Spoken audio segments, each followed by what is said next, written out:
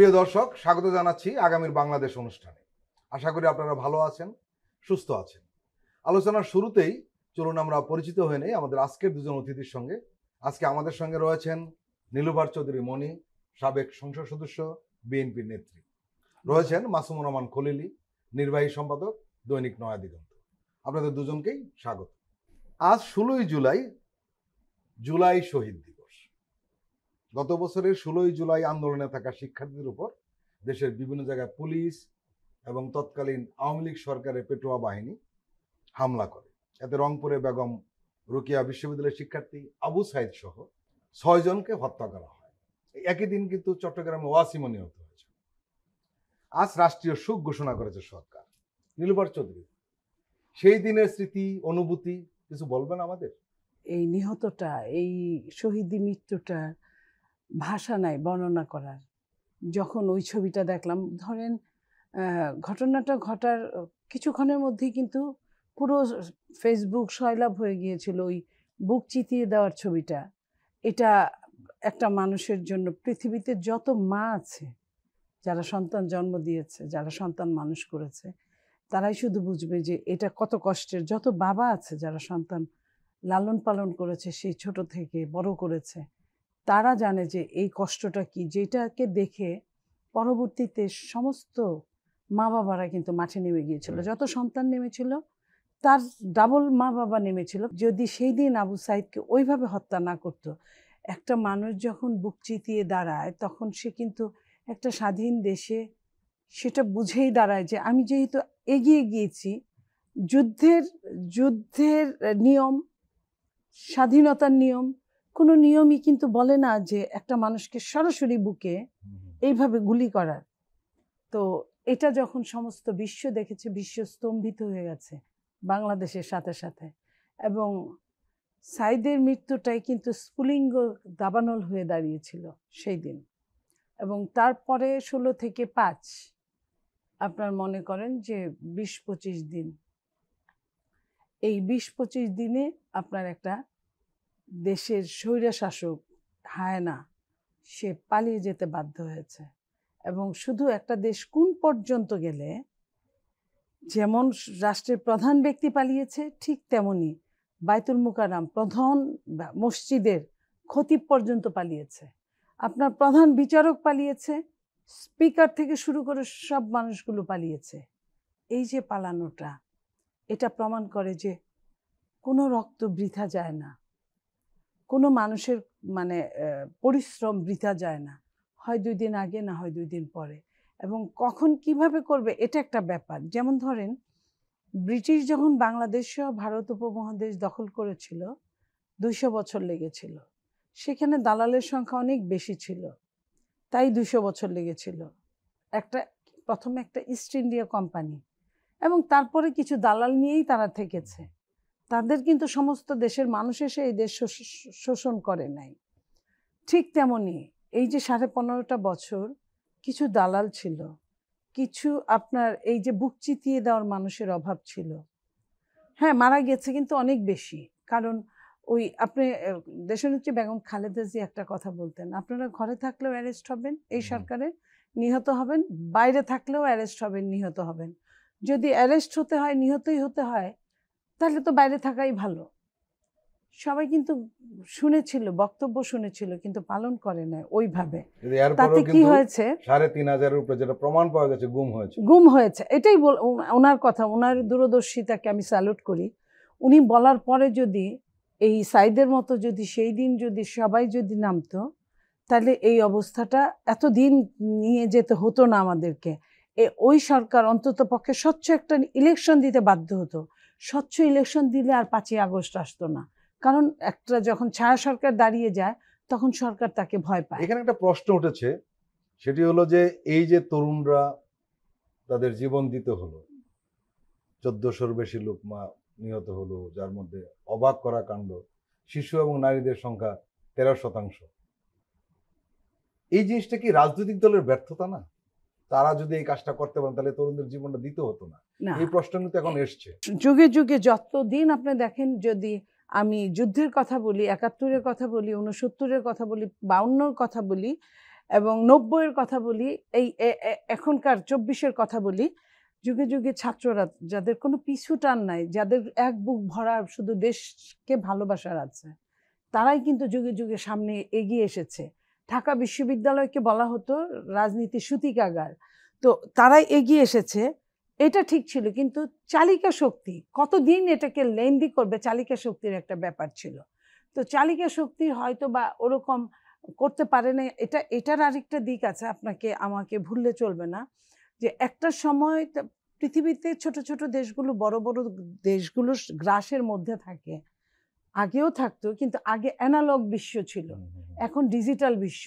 এখন যেভাবে এক সেকেন্ডে আপনি আমেরিকায় কথা বলতে পারেন, এক সেকেন্ডে অস্ট্রেলিয়ায় কথা বলতে পারেন, এক সেকেন্ডে আপনার কি বলে সেই সাইবেরিয়া অঞ্চলে কথা বলতে পারেন, সেটা আগে ছিল না। আগে সেই কবুতর নিয়ে যাইতো চিঠি, ঘুরায় নিয়ে যাইতো চিঠি। গ্লোবাল ভিলেজ হয়ে গেছে, এই গ্লোবাল ভিলেজটাকে এখন যেভাবে বিশ্বের করার মানে পরাশক্তি এই দেশের উপর নজর দিয়েছে, সেটা শকুনের নজরের মতো, সেইখানে তারা তাদের হিসাব মতোই কিন্তু কাজ করছে এখন পর্যন্ত।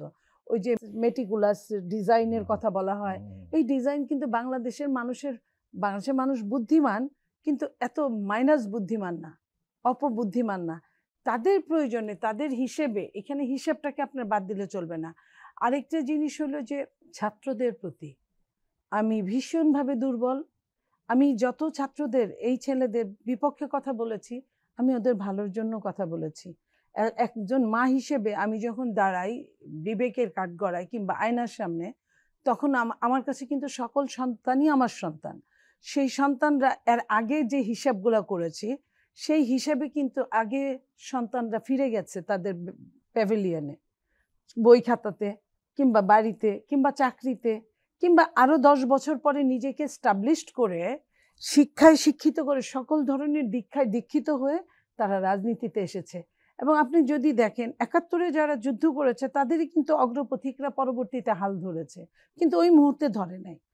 এখন যেটা হয়েছে 24-এর যারা হাল ধরেছে, এদের কিন্তু হাল ধরানোর বয়সও না, সময়ও না। প্রত্যেকটা জিনিসের একটা আলাদা সৌন্দর্য আছে। এই জায়গাটায় তারা যদি না আসতো, 24টা কোনো জিনিসই আমরা হয়তো ওইভাবে ধরে রাখতে পারি না, কিন্তু আমার ধারণা ছিল 24 যেভাবে গঠিত হয়েছিল, 24কে আমরা বহু বহু বছর ধরে রাখতে পারবো। কিন্তু এই যে আলু রুটির ভাগাভাগি করার জন্য যে তারা মাঠে নামলো, এটা যদি তারা আরেকটু পুক্ত হয়ে আসতো, হয়তোবা এই অধপতনটা এত তাড়াতাড়ি আমাদের দেখতে হতো না। এই প্রসঙ্গে আপনার কাছে আমরা আবার আসবো, যে প্রসঙ্গটা আপনি উঠিয়েছেন, মাসুমুর রহমান খলিল। জুলাই বিপ্লবের সব স্মৃতি কিন্তু এখনো তরতাজা। এত তাড়াতাড়ি ভুলে যাওয়া সম্ভব না, এটা অসম্ভব একটা ব্যাপার। খুনি হাসিনার নৃশংসতা মানুষ এত সহজে ভুলে যাবে, এই চিন্তা যারা করেন তারা আসলে ভুলের স্বর্গে রয়েছেন। কিন্তু কেন জানি মনে হয় যে রাজনীতিবিদরা ভুলে বসে আছেন। তাই আমরা দেখছি যে ফ্যাসিস্ট বিরোধী আন্দোলনে যারা কাঁধে কাঁধ মিলিয়ে লড়াই করেছে, রক্ত জড়িয়েছে, আজ তারা বিভক্ত। সবচেয়ে অবাক করা কাণ্ড, দ্বিমত থাকবে, ভিন্ন মত এটাই স্বাভাবিক, কিন্তু এখন পরস্পরকে শত্রু জ্ঞান করছে। এমনটি কেন হলো? এটা ঠিক এইভাবে দেখি না যে রাজনীতিবিদ যারা আছে তারা জুলাইয়ের স্মৃতি ভুলে গেছেন। জুলাইয়ে যে অপরিসীম ত্যাগ, সেটাকে ওনারা এখন আর ওইভাবে মূল্য দিচ্ছেন না, এটার সাথে আমি পুরোপুরি একমত না। আর এটাও আমি ঠিক মনে করি না যে জুলাইয়ের ফেসিবাদ বিরুদ্ধে যে রাজনৈতিক শক্তি আছে, তাদের মধ্যে রেটরিকের যে ভিন্নতা, অথবা আমরা আপাত দৃষ্টিতে বৈরিতে দেখি, সেটা কিন্তু আসলে ওইভাবে পুরোপুরি বিভাজন না। কারণ আমরা বিভাজনের একটা পর্যায়ে যারা দায়িত্বশীল রাজনৈতিক নেতৃবৃন্দ আছে, তাদের আমরা হস্তক্ষেপ দেখি এবং আবার কিন্তু সেই ঐক্যটা ফিরে আসে। আমি আশাবাদী সেই ঐক্যটা শেষ পর্যন্ত ফিরে আসবে।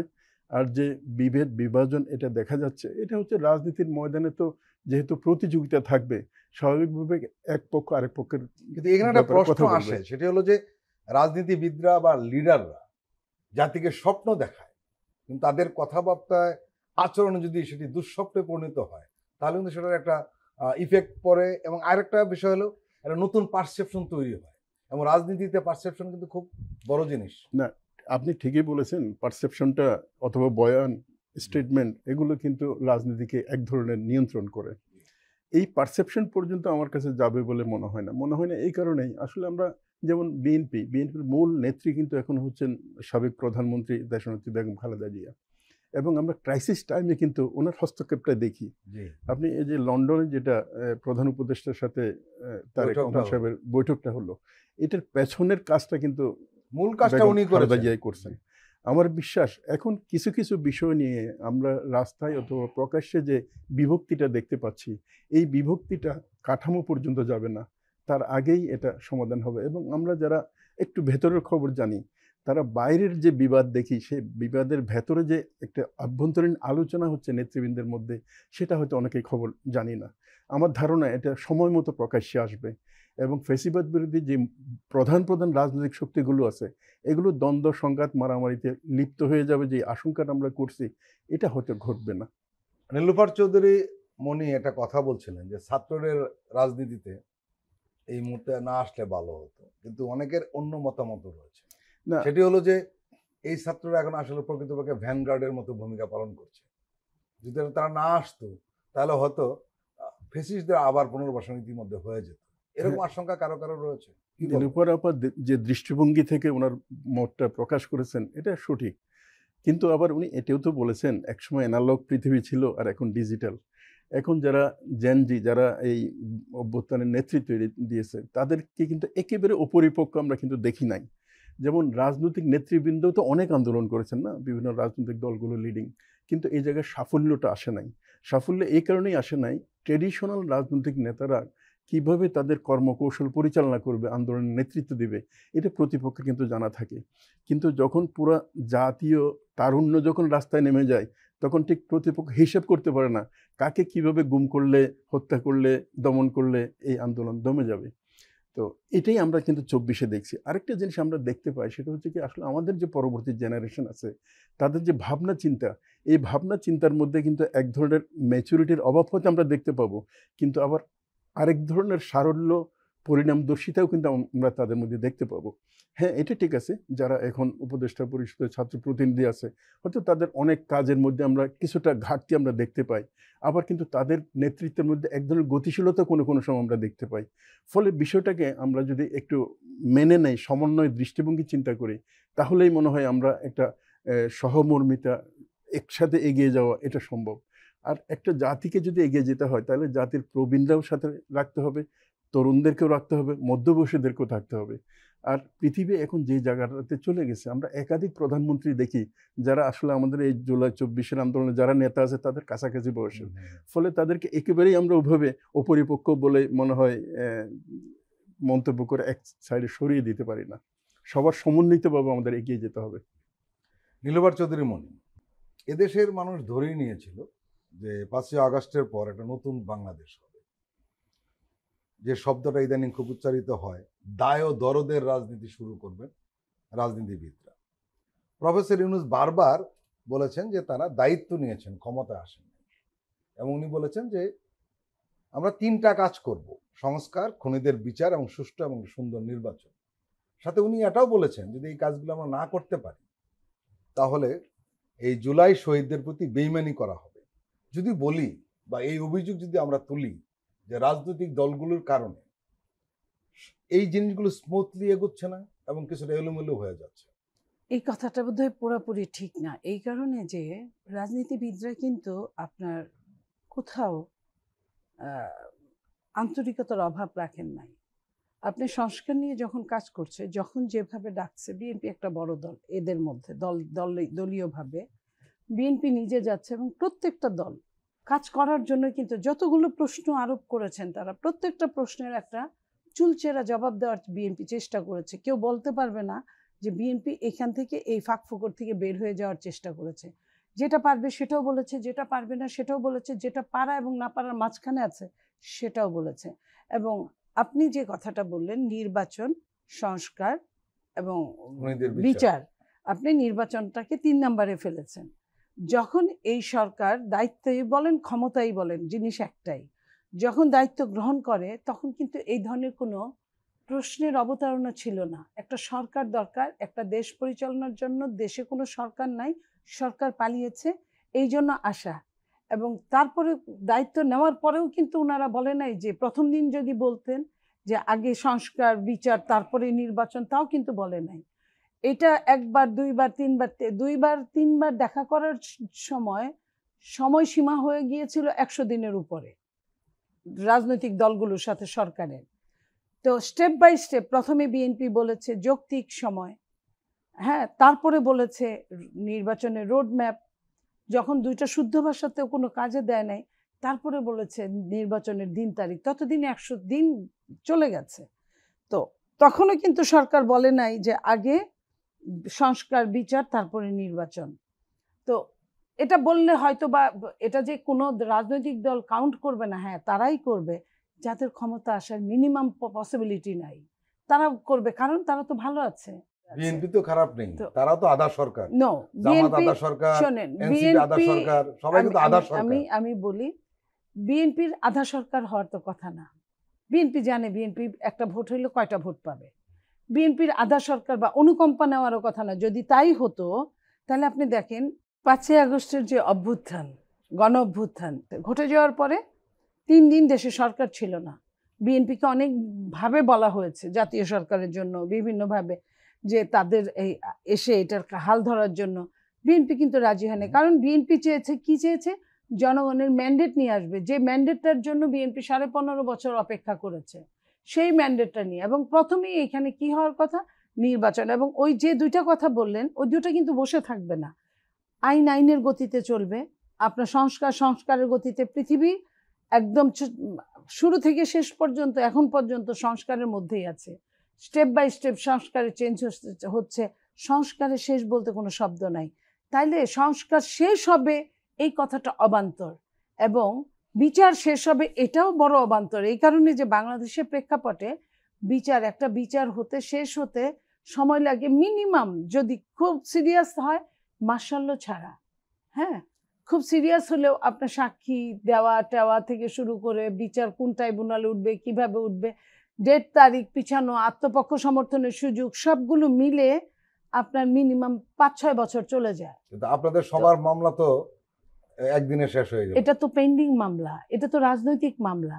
আপনি তো এই মার্ডারটাকে রাজনৈতিক হিসেবে চালাতে চান না। সেটা হলো আমি বলি, তাহলে রাজনৈতিক হিসেবে চালাতে চাইলে আপনি কি করবেন, পেন্ডিং ই রাখতে হবে। এখানে একটা প্রবলেম আপনি তো হয়েছে, ফাঁসি দিতে পারছেন না। এখানে একটা প্রবলেম হয়েছে কি জানেন, আপনি যেটা বলেছেন আমি আপনার সাথে একমত, কিন্তু সংকটটা অন্য জায়গায়। সংকটটা হলো যে রাজনৈতিক দল ক্ষমতা আসার পরে এই দুটো কাজ করবে এই আস্থা কারণে। এই আস্থা যদি মানুষের থাকতো তাহলে রাজনৈতিক দলটা বারবার আন্দোলনের ডাক দিয়েছে না, সাধারণ মানুষ কিন্তু মাঠে নামে। আমরা 90-তে কিছু শর্ত ছিল, সেই শর্ত কিন্তু কেউ মানে না। আমি আপনাকে একটা কথা বলি, সাধারণ মানুষ মাঠে নামা, সাধারণ মানুষ কখন মাঠে নামে আপনি দেখেন, এই যে জুলাই 16 তারিখ থেকে 5 তারিখের মধ্যে কিন্তু প্রথমেই সাধারণ মানুষ মাঠে নামে নাই। প্রথমে ছাত্ররা নেমেছে এবং দলগুলো আন্ডারগ্রাউন্ডে, প্রত্যেকটা দল সক্রিয় ছিল, ছাত্রদের চেয়ে 10 গুণ 50 গুণ সক্রিয় ছিল, কারণ তাদেরই বেশি দরকার ছিল শেখ হাসিনার পতনটা। তো সেইখানে ছাত্ররা একটা কজ দিয়ে নেমেছে, সেটা হলো কোটা বিরোধী।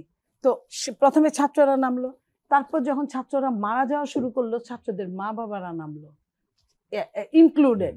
এরপরে যখন এক দফার দাবিতে গেল তখন রাজনীতিকবিদরা আপনার ওপেন হয়ে গেল, তখন আর ওই নেমপ্লেট ফেলে রাখলো না, ওপেন হয়ে গেল। ওপেন হওয়ার সঙ্গে সঙ্গে যখন তারা সবাই রাস্তায় নেমে গেল তখন জনগণ নামলো। জনগণ কিন্তু লাস্ট স্টেপে নামে পৃথিবীর সব জায়গায় সব সময়। তো জনগণ যখন নামলো তখন বিজয়টা আসলো। তা এই যে যেটা বললেন যে রাজনৈতিক দলরা তো পারলো না, ওই যে বলছিলেন আপনি বা আমি দুইজনেই, জিও পলিটিক্সটা, গ্লোবাল ভিলেজটা, যেটা বাংলাদেশের ভৌগোলিক অবস্থানের জন্য বাংলাদেশে শকুনের চোখ পড়েছে, সেই তাদের মাধ্যমে এবং -2 ফর্মুলাটা আমি মনে করি যে এখনো জীবন্ত আছে, হয়তো বা ইনএক্টিভ আছে কিন্তু জীবন্ত আছে, ঘুমন্ত আছে, জীবন্ত আছে।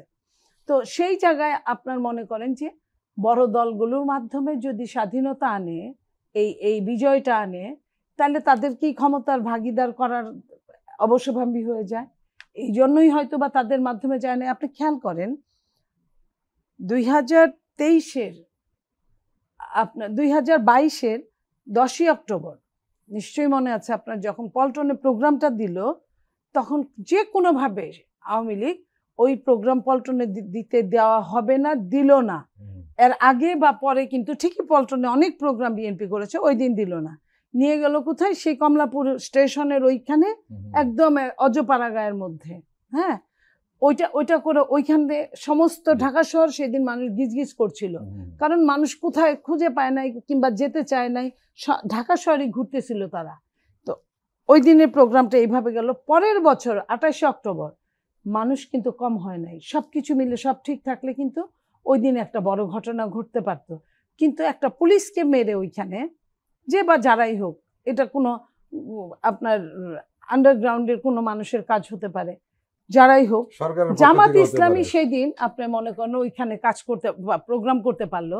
জামাত ইসলামীর প্রোগ্রাম কিন্তু পুরাটাই হয়েছিল সেই দিন, কিন্তু বিএনপির প্রোগ্রামটা করতে দেওয়া হলো না। বিএনপিকে এত বড় একটা আয়োজনকে, সেটাকে কিন্তু একটা পর্যায়ে বোমা টোমা দিয়ে প্রধান বিচারপতির বাসভবন ভাঙচুর করে একদম বানচাল করতে বাধ্য করলো। আন্তর্জাতিক এবং জাতীয় এই যে ষড়যন্ত্রের মধ্যে যে দলগুলো পড়েছিল, ছাত্ররা কিন্তু তা পড়ে নেই। ছাত্ররা ওদেরই একটা পার্টনার ছিল, ছাত্ররা এটা জানে না, আমি এটা বলবো না, কিন্তু যার দরকার এখন আরো দিন যত ক্লিয়ার যাবে তত ক্লিয়ার হয়ে যাবে জিনিসগুলো। তো আমরা আমাদের ভালোটা আমরা খুব দেরিতে বুঝি এবং ভালোর মতো আমরা কাজ করতে পারি না, এটাই হচ্ছে আমাদের দুর্ভাগ্য।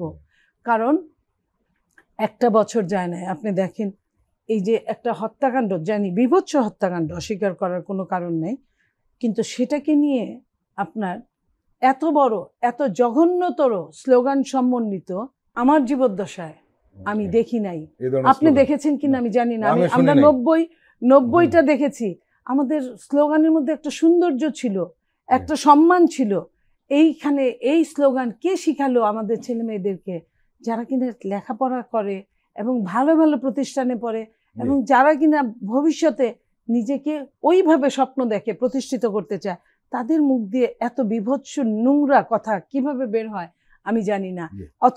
এই জন্যই বলছি যে এই নোংরার সঙ্গে কিন্তু ভালো কিছু যায় না, এবং স্বাধীনতাটা কতক্ষণ অক্ষয় থাকবে, এদের কারণে কতক্ষণ অক্ষয় থাকতে পারবে, এটাই হলো আমার ভয়ের একটা ব্যাপার। প্রিয় দর্শক, আমরা এখন একটি বিরতি নিচ্ছি, আপনারা আমাদের সঙ্গেই থাকবেন।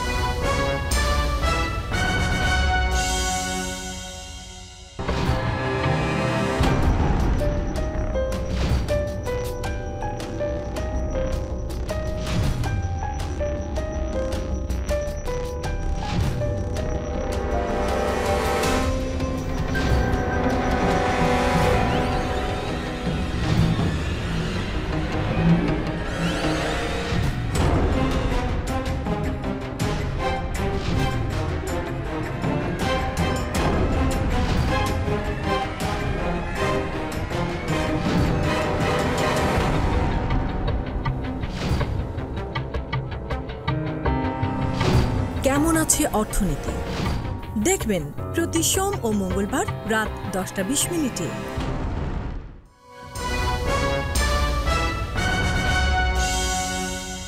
প্রিয় দর্শক, আবারও স্বাগত আগামীর বাংলাদেশ অনুষ্ঠানে। আজকে আমাদের সঙ্গে আলোচনায় রয়েছেন দৈনিক নয়া দিগন্তের নির্বাহী সম্পাদক মাসুমুর রহমান খলিলি, রয়েছেন সাবেক সংসদ সদস্য নীলুফার চৌধুরী মনি।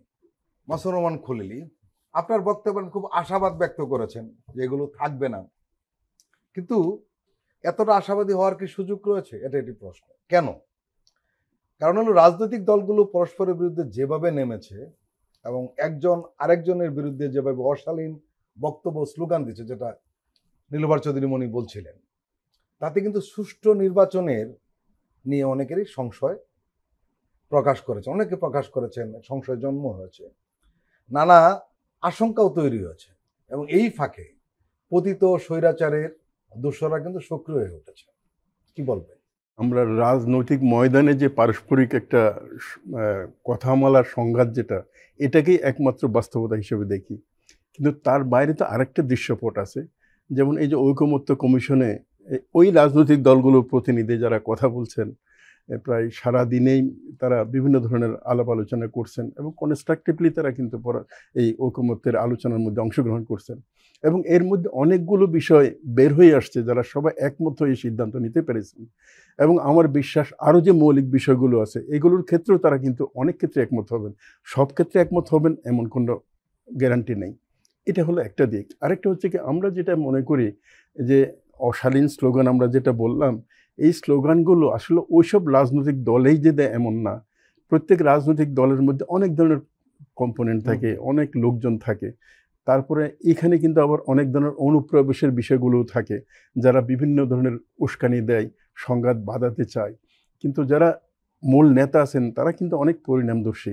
আমরা কিন্তু এই ঘটনার পরেই মূল নেতৃত্বের বিবৃতি কিন্তু সংবাদপত্রে দেখছি, তারা এটাকে অ্যালাউ করে নাই, তারা এটাকে পছন্দ করে নাই, গ্রহণ করে নাই। আর দ্বিতীয় যে বিষয়টা সেটা হচ্ছে কি, আমরা এই যে সংঘাত দিয়ে চিন্তা করছি যে আওয়ামী লীগের আমলে যে এরকম নির্বাচন হয়েছে, হয়তো আগামী যে নির্বাচনটা ফেব্রুয়ারি দ্বিতীয় সপ্তাহে হতে যাচ্ছে সেই নির্বাচনটাও হয়তো এই কেন্দ্র দখল এগুলো ঘটবে। লতিফুর রহমান সাহেব যখন প্রধান উপদেষ্টা ছিলেন 2001 সালে, আমরা ওই সময় তো নির্বাচন দেখছি, কিন্তু এই রাতারাতি কিন্তু একটা সেট করা প্রশাসন পাল্টে গেছে। এখনও সামনে যে টাইমটা আছে, সময়টা হয়তো 4-5 মাস আছে, এর মধ্যে এমন কতগুলো পদক্ষেপ নেওয়া যেতে পারে যাতে করে এই যে আশঙ্কার ব্যাপার এটা কিন্তু আর থাকবে না, মানুষ তার ভোটটা দিতে পারবে। প্রধান উপদেষ্টা সাহেব উনি বারবার বলেছেন, প্রফেসর ইউনূস সাহেব, যে আমরা একটা ঐতিহাসিক নির্বাচন করব। সেই ঐতিহাসিক নির্বাচন কিন্তু সম্ভব এবং সেই আন্তরিকতা। আশঙ্কার কারণ কিন্তু আরেকটা রয়েছে। আপনি মিডিয়ার খুব সিনিয়র মানুষ, খোঁজখবর রাখেন ভালো, অন্তত আমাদের চেয়ে ভালো রাখেন। আপনি নিশ্চয়ই জানেন যে ক্ষমতার ভরকেন্দ্র কিন্তু এক জায়গায়। এই ভরকেন্দ্ররা কে কোন কেন্দ্র কিভাবে খেলবে সেই প্রশ্ন কিন্তু সামনে আসে। আমরা দেখছি এই ভরকেন্দ্র থেকে যখনই কোনো একদিকে নিয়ে যেতে চেয়েছে পরিস্থিতিকে, সেদিকে কিন্তু যায়নি। তার উপরেও এক ধরনের নিয়ন্ত্রণ আছে এবং যারা আসলে মূল নিয়ন্ত্রণকর্তা তারা, আমার ধারণা হচ্ছে কি, তারা একটা সুষ্ঠু নির্বাচন চায়। যেমন আপা বললেন যে সংস্কার, বিচার, নির্বাচন, তিনটার কথা বললেন। আসলে সংস্কার কখনো তারা দ্রুত শেষ হয়ে যাবে এমন না, এটা একটা চলমান প্রক্রিয়া। কিন্তু মৌলিক এবং বেসিক সংস্কারগুলো কিন্তু এই সময়ে অগ্রগতি একটা পর্যায় পর্যন্ত যেতে হবে। আর বিচারের যে প্রক্রিয়াটা, বিচারও তো আসলে 1 বছরও সম্পন্ন হয় না, হয়তো তার চেয়েও বেশি সময় লাগতে পারে। কিন্তু বিচারটা এমন একটা কাঠামো এবং অগ্রগতি হবে যাতে করে এই বিচারটা সামনে এগিয়ে যায়। এরপরে নির্বাচন, এবং নির্বাচনের জন্য যে সময়টা আমরা লন্ডন বৈঠকে পরে আমরা ঘোষণা হতে দেখি, সেটা হচ্ছে ফেব্রুয়ারির দ্বিতীয় সপ্তাহে। এই সময়ে আমার ধারণা হচ্ছে নির্বাচন হবে এবং আমি এই বিশ্বাসও খুব যৌক্তিক ভিত্তির কারণেই করতে চাই, সেই নির্বাচনটা একটা ঐতিহাসিক নির্বাচন হবে। আরেকটা বিষয় রয়েছে যে যারা নির্বাচন পিছিয়ে দেওয়ার চিন্তা করছে এদের সাথে একমত হওয়ার সুযোগ নেই, কারণ দীর্ঘদিন অনির্বাচিত সরকার থাকলে যারা খেলাধুলা বা খেলোয়াড়, যেটা ভরকেন্দ্র বললাম, তারা কিন্তু এই সুযোগটা নিতে পারে। এই কারণে তো নির্বাচনটা হয়ে যাওয়া উচিত এবং প্রধান উপদেষ্টার অফিসের অনেকের সাথে এবং একাধিক উপদেষ্টার সাথে পার্সোনালি আমরা আলাপ করে বোঝার চেষ্টা করছি আসলে ওনারা কি নির্বাচনটা এই সময় করতে চান কিনা। আমার কাছে একদম নিশ্চিতভাবে মনে হয়েছে যে আসলে প্রধান উপদেষ্টা সহ অধিকাংশ উপদেষ্টা, আমি সব উপদেষ্টার কথা বলবো না, তারা সময় মতো নির্বাচন করার ব্যাপারে আন্তরিক এবং তারা চান হচ্ছে এক্সিটটা যাতে একটা গণতান্ত্রিক রূপান্তরের মাধ্যমে হয়। তো ফলে আমি এই ব্যাপারে খুব বেশি প্রধান উপদেষ্টার ব্যাপারে আমরা এটা নিশ্চিতভাবে বলতে পারি, তাই তো? জি। নীলুফার চৌধুরী মনি, 5ই আগস্টের আগের বাংলাদেশ আর পরের বাংলাদেশ এক নয়, এটা আমাদের বিশ্বাস করতে হবে কম বেশি।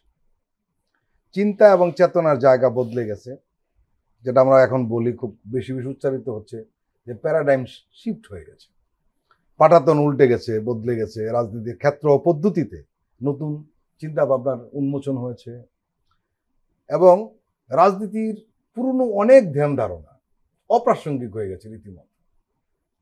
দেয়ালের ভাষা তারই প্রমাণ। রাজনীতিবিদরা কেন এই দেয়ালের ভাষা বুঝতে পারছেন না, এই অভিযোগ উঠছে, কি বলবেন? আপনি যদি দেয়ালের ভাষা বলতে দেয়াল লিখনকে বুঝান, তাহলে আমি বলতে চাই, কয়েকদিন যাবৎ ঢাকা বিশ্ববিদ্যালয়ের দেয়ালগুলোতে লিখা, সিল দেওয়া, চিকা মারাটা, যে স্ফুলিঙ্গ থেকে দাবানল, এটার অর্থ যে কি আমি বুঝি না, একদম যে বুঝি না তা কিন্তু না। আমি যেটা বুঝার জন্য ভালো লাগে বলতে বা শুনতে যে দৃশ্যপট বদলে গেছে, রোড ম্যাপ বদলে গেছে, কিন্তু দিন শেষে মনে হয় কি নতুন বোতলে পুরানো মদ। এই কারণে আমি বলছি, আপনি যদি অর্থনীতি দেখেন ঠিক আগের জায়গায় আছে। আগেও টাকা ছাপিয়ে চলতো, আগে পতিত সরকার, এখনো টাকা ছাপিয়ে চলতে বাংলাদেশের হচ্ছে। অর্থনীতি যে অবস্থা ছিল অনেক ডেভেলপ করেছে, এটা নো, স্বীকার করতে হবে। অর্থনীতি আপনি ডলারের দাম আমি বলি, বেড়েছে, টাকার মান বেড়েছে, আমি বলি রিজার্ভ আপনাকে, বেড়েছে, যেগুলো মৌলিক কিছু যেটা বিষয়। যেটা জিনিসপত্রের না দামগুলো না আমি স্থিতিশীল আমি আমি রয়েছে। আপনাকে বলছি কোনোটাই না। চালের দাম যখন কেজিতে 8 টাকা বাড়ে, 10 টাকা বাড়ে, তখন এটাকে কি বলে? আপনি একটা জিনিসের দাম দেখান যে পতিত সরকার, সেটা স্বৈরাচার সরকার ছিল, হায়না ছিল, তার চেয়ে দামটা এইখানে কম তা আমি কিন্তু দুটো না। উদাহরণ দিই আপনাকে, দেন 3টা উদাহরণ দেন। রোজার মধ্যে দাম বাড়বে, এটা স্বাভাবিক, এবার হয়নি। ঈদের মধ্যে দাম বাড়বে, এটা স্বাভাবিক হয়নি। বাজেটের পরে কোনো জিনিসের দাম বাড়বে না, এটা তো হয়নি, কিন্তু এবার হয়েছে। এইবারে রোজাটা ছিল এমন একটা সময় যখন সব সময়, সব সরকারের সময় টমেটো, আমরা ময়মনসিংহের মানুষ, আমরা জানি টমেটো খেতে পচে, সিম গাছে পচে, কারণ কাটার মতো সেই টাকা দিয়ে, যে টাকা দিয়ে কাটবে সেই টাকা দিয়ে বাজারে নিলে দাম পাবে না।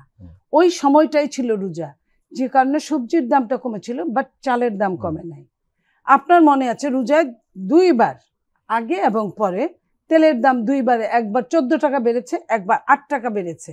বোতলই পাওয়া যাচ্ছিল না, দেশ থেকে বোতল উধাও হয়ে যাচ্ছিল। গেল আপনার। আর আপনি যেটা বললেন যে বাজেটের পরে বাড়া বা না বাড়া, বাজেটের আগেই যদি সবকিছু বাড়ে, পরে বাড়ার দরকার পড়ে না, কারণ রাজনৈতিক নেতারা এখন আর ব্যানার ছাপায় রাখে না যে বাজেটে, ওই ব্যানার ছাপানোতেও কিন্তু আরো 2 টাকা বাড়ে। এবং যখন আপনার সময়টা ওরকম থাকে যে আপনার 2 টাকা বাড়া মানেই বাড়া, এখানে তো ঘোষণার আগেই বেড়ে যাচ্ছে। আপনার ঘোষণার আগে তো বাজেটের সঙ্গে তেলের যখন 14 টাকা বেড়ে গেল, 14 টাকা কিন্তু 1 লিটার তেলে বিশাল একটা ব্যাপার। তো 250 টাকার মধ্যে যখন তেলের দাম 210 টাকা, 8 টাকায় চলে আসলো, তখন আপনি কিভাবে অর্থনৈতিক ক্ষেত্রে কি এই সরকারের কোনো পজিটিভ নাই কিছু? আমি আপাতত আমার চাক্ষুষ দেশে আমি দেখছি না, বরং ব্যাংকগুলোর অবস্থা ভীষণ সঙ্গীন, ভীষণ।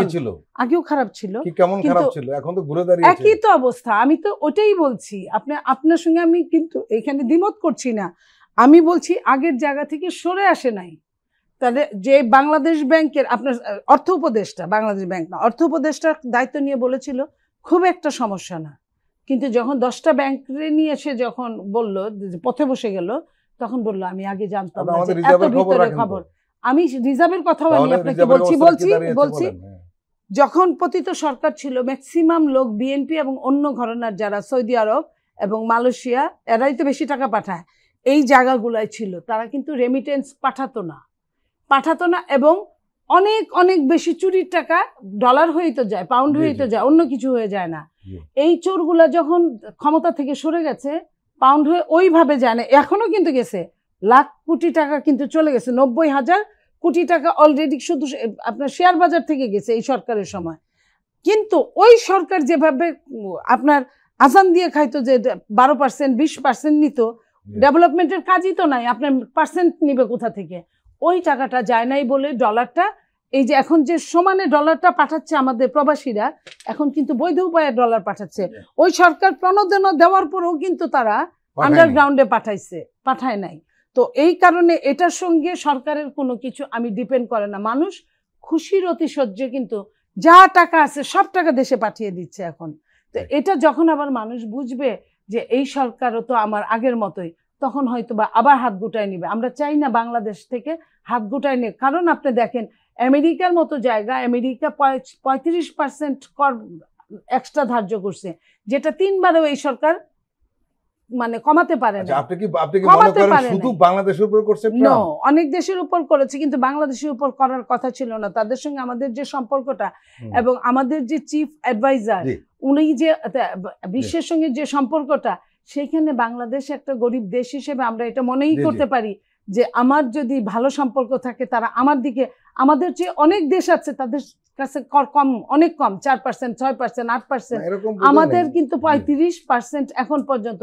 তো 3 বারে যখন কমাতে পারে নাই, বিজনেস সামিট হলো, আমি বলি কমাতে পারতো কিনা এটা একটা প্রশ্ন, কারণ পারতো হয়তো বা, কারণ ওটা হলো সরকার, ইলেক্টেড সরকার। ইলেক্টেড সরকার আর নন ইলেক্টেড সরকারের মধ্যে অনেক পার্থক্য এই থাকে। সরকার তো- লাইক আমি যেটা আচ্ছা, এই বলি, সরকার তো বিএনপির সরকার নাকি? বিজনেস সামিট, এই সরকার বিএনপির সরকার না? বিএনপির 100 বার সরকার, কিন্তু অনির্বাচিত সরকার। মাসুর রহমান খলিলি, আসলে কি অর্থনৈতিক অবস্থা উনি যা বলেছেন এরকমই? আপাতত একটা দৃষ্টিভঙ্গি থেকে দেখছেন, তবে আমি তো অর্থনীতির বিষয় নিয়ে দীর্ঘ সময় ধরে রিপোর্ট করি এবং পর্যবেক্ষণ করি। তো এখানে যে প্রসঙ্গটা আসছে, অর্থনীতির অবস্থা আগে খুব খারাপ ছিল, আসলে একটু খুব খারাপ ছিল। শুধুমাত্র ব্যাংক থেকে যে এখন যে হিসাবগুলো বের হয়ে আসছে, তাতে প্রায় 5 থেকে 6 লক্ষ কোটি টাকা বের হয়ে গেছে। 5 থেকে 6 লক্ষ কোটি টাকা যদি বের হয়ে যায়, যেখানে ধরেন 16-17 লক্ষ কোটি টাকা হচ্ছে ডিপোজিট ব্যাংকের, তাহলে ব্যাংকের অবস্থা, অর্থনীতির অবস্থা খুব খারাপই হওয়ার কথা। আমার ধারণা যে পরিস্থিতিতে নিয়ে গেছিল অতীতের পতিত স্বৈরাচারী সরকার, সেই অবস্থা থেকে এই সরকার যদি না আসতো, ইউনূস সাহেবের নেতৃত্বে যদি অন্তর্বর্তীকালীন সরকার না আসে, অন্য কোনো পক্ষ আসতো, তাহলে আজকে যে পরিস্থিতিতে, এখনও কিন্তু ব্যাংকগুলো বন্ধ হয়ে যায়নি।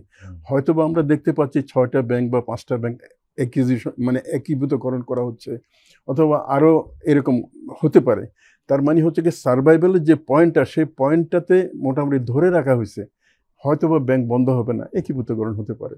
আপনি রিজার্ভের কথা বলছিলেন, 13 বিলিয়ন ডলার নেমে গিয়েছিল, এবং প্রত্যেক মাসে কিন্তু 1-1.5 বিলিয়ন ডলার নিচের দিকে যাচ্ছে। আর কি পরিমাণ ঋণ সুদ হয়েছে? আর বাইরের যে দায় আছে, সেই দায়টাও কন্টিনিউয়াস বেড়ে বেড়ে শেষ পর্যন্ত আমরা 100 বিলিয়ন ডলার ছাড়িয়ে যেতে দেখছিলাম। আর সেই জায়গাটা এখন যেটা হচ্ছে, তেলের দাম যেটা বকেয়া ছিল সেটা পরিশোধ করা হয়েছে, এবং রিজার্ভ প্রায় 30 বিলিয়ন ডলার কাছাকাছি চলে গেছে। আদানির অনেক আদানির যে বিদ্যুতের বকেয়া পাওনা সেটা দেওয়া হয়েছে, কাতারের বকেয়া পাওনা, মধ্যপ্রাচ্যের তেলের যে বকেয়া এগুলি করা হয়েছে। তার মানে অর্থনীতি সামনে অগ্রসর হওয়ার জন্য একটা ভিত তৈরি হয়ে গেছে। এবং একসময় যারা ব্যাংক থেকে লোন নেওয়ার পরে, টাকা নেওয়ার পরে মনে করা হতো যে এই টাকা আর ফেরত দিতে হবে না, সেই কালচারেরও কিন্তু আস্তে আস্তে পরিবর্তন হচ্ছে, জবাবদিহিতা প্রতিষ্ঠিত করা হচ্ছে। ফলে নতুন যে নির্বাচিত সরকার আসবে, তাদের অর্থনীতিকে সামনে এগিয়ে নিয়ে যাওয়ার জন্য একটা ভিত্তি কিন্তু এখন তৈরি হচ্ছে। আর দ্বিতীয় যে বিষয়টা, এই যে ট্রাম্প প্রশাসনের অতিরিক্ত কর আরোপের যে সাবজেক্টটা, প্রায় কত 37-38% বাড়তি শুল্ক আরোপ করা, এটা তো আসলে ট্রাম্পের একটা সামগ্রিক একটা পলিসির একটা পার্ট। হ্যাঁ, বলতে পারেন সব দেশের উপর তো এটা চালু করা নাই, হয়তো ইউরোপের সব দেশের উপর একটা % আরোপ করেছে, আবার কোনো কোনো দেশের কমেও গেছে, যেমন ইন্দোনেশিয়ার মনে সম্ভবত 19% নেমে আসছে। এখন বাংলাদেশ এই ক্ষেত্রে এখনও পর্যন্ত সফল হয়নি, কিন্তু সফল হবে না এমন কোনো গ্যারান্টি নেই। এই ক্ষেত্রে একটা বিষয় আছে, সেটা হচ্ছে কি, এখানে কৌশলগত কতগুলো সমীকরণ কিন্তু এই বৃহৎ শক্তিগুলো থাকে। হয়তো এই সমীকরণের কারণে এক ধরনের চাপ প্রয়োগের টুলস হিসাবে এটাকে হয়তো তারা ব্যবহার করতে চায়। তবে আমার বিশ্বাস এই মাসটা পুরাটা সময় আছে তো 31 তারিখ পর্যন্ত, এর মধ্যে সম্ভবত একটা রিলিফ হয়তো বাংলাদেশ পেতে পারে। তবে বাংলাদেশ আগের অবস্থায় ফিরে যাবে না। এই যে ফিরে যাবে না, সেটা হচ্ছে বাংলাদেশ সরকারের যতটা না দায়, তার চেয়ে বড় দায় হচ্ছে আমেরিকান ট্রাম্প প্রশাসনের নীতির বিষয়। নীলুবার চৌধুরী মনি, আমরা আশাবাদের কথা বলি, কিছুটা হতাশার কথাও বলি, কিন্তু ফাইনালি আমরা দেশকে এগিয়ে নিয়ে যেতে চাই, বা এই বাংলাদেশকে একটি মর্যাদাশীল হিসেবে, দেশ হিসেবে আমরা দেখতে চাই। এবং আমরা বলি যে এই জুলাই বিপ্লবের ঘটনাটা আমাদের এই স্বপ্ন পূরণের একটা রাস্তা তৈরি করেছে। আপনাকে যদি বলি, একজন রাজনৈতিক কর্মী হিসাবে, দীর্ঘদিন এই রাজনীতি দেখার লোক হিসাবে, আপনি রাষ্ট্রবিজ্ঞানের ছাত্র ছিলেন, এবং এই একজন রাষ্ট্রবিজ্ঞানী হিসাবে আপনি এই দেশ নিয়ে কি স্বপ্ন দেখছেন? এই দেশ নিয়ে স্বপ্ন দেখছি আমি যে খুব বেশি অনেক বড় সুইজারল্যান্ড স্বপ্ন দেখছি তা না। আমি চাই আমার সন্তান যেন থাকে দুধে ভাতে। এক কথায় যদি বলতে বলেন, এই স্বপ্নটা দেখছি, এবং আমাদের সন্তানরা যেন প্রকৃত অর্থে শিক্ষিত হয়, মানুষ হয়। শিক্ষিত হতে হবে রাজনীতি করলেও। আমি একটু প্রশ্ন করি। প্রথম কথা হলো, শিক্ষিত হতে হবে রাজনীতি করতে হলে, এই প্রশ্নগুলো রাজনীতি পুরনো দলগুলোর প্রতি আঙ্গুলটা বেশি যায়। এক নাম্বার। আগের মানুষও তো শিক্ষিত ছিল না রাজনীতি। দুই নাম্বার যেটা হলো যে আপনাদের মধ্যে অনেকের একটা আপত্তি যে ছাত্ররা কেন রাজনীতিতে আসবে, এরা স্কুল কলেজ না, আপনি অনেকেরই বলেছে। অতীতের বলে যে অতীতে এরা তো আসে নাই, 71-এর পরে ছাত্ররা আসে নাই, 90-এর পরে আসে নাই। আসলে একটা ঘটনা হচ্ছে কি, এটা রিজিম চেঞ্জ না। আমি যেটা বলছি, এখন যে ছাত্র, সে ছাত্র রাজনীতি করে, ছাত্র রাজনীতি থেকে আপনি 1-2 পরে কিন্তু এসএসসি পরীক্ষা দেন না, আপনি 1-2 পড়ার পরে 5, 6, 7, 8 আপনি ডাবল প্রমোশন পাইতে পারেন। ট্রিপল প্রমোশন পাইতে ওরা পারেন, মাস্টার্স পাস কিন্তু করছে, আপনি অনার্স পাস মাস্টার্স করছে। নো, আমি ওইটা বলছি না, আমি আপনাকে একটা কথা বলছি।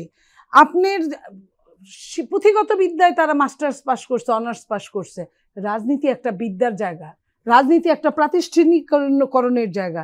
সেইখানে আপনি হুট করে ছাত্র রাজনীতি করতে করতে আপনি একদম হাই লেভেলের আপনি মন্ত্রী রাজনীতি করতে পারেন না। রাজনীতি করে আপনার প্রধানমন্ত্রী অনেক হয়ে গেছে, কিছু- এই নজির no, ওয়ার্ল্ডে আছে। এটা আছে না? সময় মুখ্যমন্ত্রী বিশেষ, হয়েছে, প্রধানমন্ত্রী আপনি হয়েছে। এটা সময় বিশেষ, কিন্তু তারাই যখন কর্ণধার, সব মিলে কর্ণধার হয়। আর যাদের কর্ণধার হওয়ার বয়স, উনি সারা জীবন কি দিয়েছেন, একদিনে তো সম্পাদক হন নাই, উনি আগে রিপোর্টার ছিলেন। একটা রিপোর্টারের যখন আপনি সম্পাদক বানাবেন তখন কিন্তু অনেক রকম সমস্যা হবে। আমার দুই পাশে দুই সাংবাদিক দেখে কথাটা বললাম, তখন কতটা সমস্যা হতে পারে এটাকে দিয়ে যদি আপনি ছাত্রদেরকে মিলান তাহলেই মিলে যাবে। আমি আর চাই বেশি বলতে চাই না। মাসুর খলিলি, আসলে আমরা যেভাবেই বলি না কেন কিছুটা সংকট তৈরি হয়েছে, মানুষের আশা একটু হলেও আশঙ্কার জন্ম হয়েছে। এখান থেকে বেরিয়ে আসার উপায় কি? সকল রাজনৈতিক শক্তি যতটুকু পর্যন্ত সংস্কার অ্যালাউ করে, সেই সংস্কার অ্যালাউড যে সংস্কারটা আছে এটাকে সামনে এগিয়ে নিয়ে যাওয়া। বিচারিক যে প্রক্রিয়াটা, সেই প্রক্রিয়াটাও একটা পর্যায় পর্যন্ত এগিয়ে নিতে হবে। আর এসব প্রক্রিয়ার পাশাপাশি চলবে নির্বাচনের প্রস্তুতি, এবং সেই নির্বাচনটা যাতে নির্ধারিত যে সময়টা আছে ফেব্রুয়ারির দ্বিতীয় সপ্তাহে, এই সপ্তাহে যাতে পার্টিসিপেটরি হয় এবং একটা ঐতিহাসিক অংশগ্রহণমূলক যে নির্বাচনের স্বপ্নের কথা প্রধান উপদেষ্টা মহোদয় বলছেন, ওইরকম যাতে একটা নির্বাচন হয়। এরপরে গণতান্ত্রিক রূপান্তরের নতুন অভিযাত্রা শুরু হবে। হয়তো এমনও হতে পারে যে নতুন যে সরকারটা হবে সেই সরকার শুধু এককভাবে এখনকার বৃহত্তম দল বিএনপি এটার একক পার্টনার নাও হতে পারে, তার পাশাপাশি হয়তো আরও দল থাকতে পারে। আর যারা প্রধান দ্বিতীয় বৃহত্তম দল হিসেবে জামাত ইসলামের কথা আমরা দেখি, তারা হয়তো অপোজিশনে থাকতে পারে। তার মানে সরকার বিরোধী দলের একটা সমন্বিতভাবে রাষ্ট্রকে একটা লক্ষ্যে আমাদের এগিয়ে নিতে হবে, কারণ এটা ছাড়া বাংলাদেশের সার্ভাইভালের কোনো পথ নেই। মাসুমুর রহমান খলিলি এবং নীলুফার চৌধুরী মণি, আপনারা দীর্ঘ সময় দিলেন আমাদের, আপনাদেরকে আন্তরিক ধন্যবাদ। প্রিয় দর্শক, আজকের অনুষ্ঠান আমরা এখানে শেষ করছি। আপনারা ভালো থাকবেন, সুস্থ থাকবেন। আল্লাহ হাফেজ।